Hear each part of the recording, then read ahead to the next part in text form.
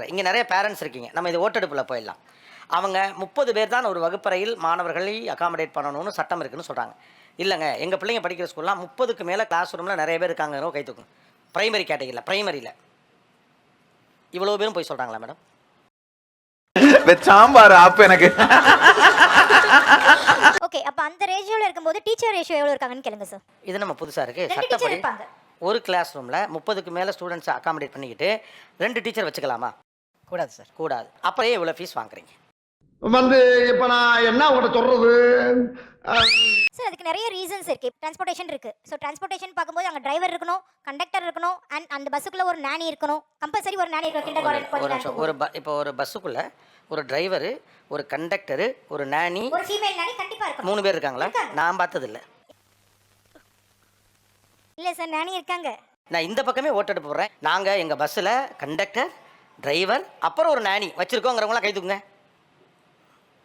Sir இன்னொன்னு ஒரு இருங்கம்மா, தனியா வரும் சார். இருங்கம்மா, உங்கள் சைட்லேயே கை தூக்கலாமா? நான் தான் சொல்லலை, நீங்கள் இயல்பாகவே நம்ம பேசுவோம். நான் என்ன ட்ரை பண்ணுறேன்னு கேட்டால் எதுக்கு இவ்வளோ காசு வாங்குறாங்க? அப்போ அவங்க தரப்பு நியாயத்தை சொல்லட்டுமே, நான் கேட்குறேன். சார் இதுல என்னன்னா மே மாசம் ஸ்கூலுக்கே போக மாட்டாங்க. அப்பயும் நாங்க 5 பே பண்ணனும். பட் ஆனா மே மாசம் நம்ம டிரைவருக்கு பே மே பண்ணனும். மந்த் நாங்க salary தரணும்ல சார்.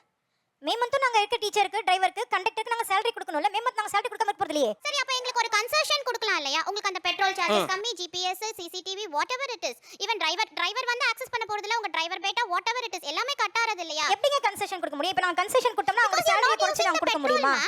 இல்ல நான் டிரைவரோட salary கம்மி பண்ண சொல்ல. பெட்ரோல் சார்ஜஸ் உங்களுக்கு சேவ் ஆறது இல்லையா? நீங்க அதுல எனக்கு கன்செஷன் கொடுக்கலாமே. இல்ல ஒரு நிமிஷம் இருங்க. அதாவது என்ன விஷயம்னா நீங்க சொல்ற மாதிரி கன்செஷன்லாம் வந்துட்டு மே மந்த்ல நாங்க பண்ணுவோம். ஏன்னா நாங்க ஃபுல் salary அவங்களுக்கு நாங்க கொடுக்குறோம். அவங்க அதுதான் சொல்கிறாங்க. இப்போ நீங்கள் சம்பளத்தை கொடுத்துருங்க. இப்போ ஒரு மாணவன்ட்ட 20,000 வருஷத்துக்கு வாங்குறீங்கல்ல, மே மாதம் வண்டி ஓடல, அப்போ பெட்ரோல் காசு கிடையாதுல்ல, ரெடி தானே? சேலரி கொடுத்துருங்க, பிரச்சனை இல்லை.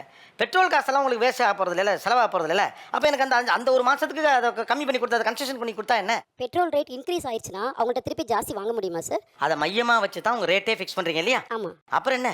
ஏன்னா நம்ம எல்லாம் பேரண்டே சரி பண்ணி வச்சிருக்கணும். ஏன்னா வண்டி சேஃப்டியா இருக்கணும்னு எக்ஸ்பெக்ட் பண்றாங்க. நீங்கள் ஏதோ ஆப்ளிகேஷன் பண்ணுற மாதிரி நீங்கள் இப்போ எக்ஸ்பெக்ட் பண்ணுறாங்க. அப்புறம் வண்டி சேஃபாக இல்லாமல் ஏன் காசு கொடுக்கணும்?